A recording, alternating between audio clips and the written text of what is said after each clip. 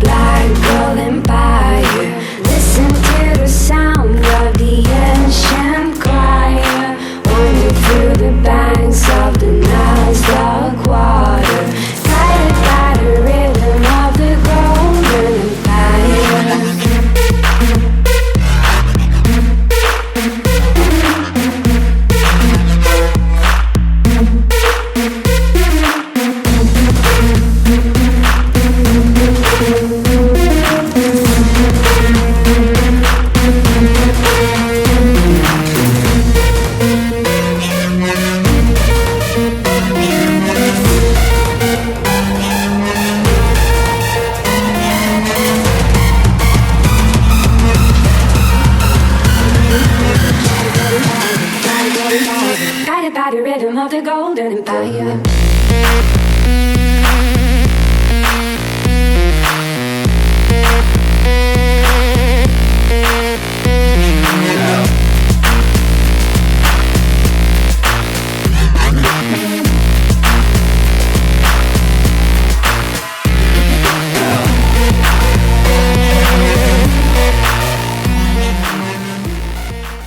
Hello, my viewers. This is Johnny Herrera.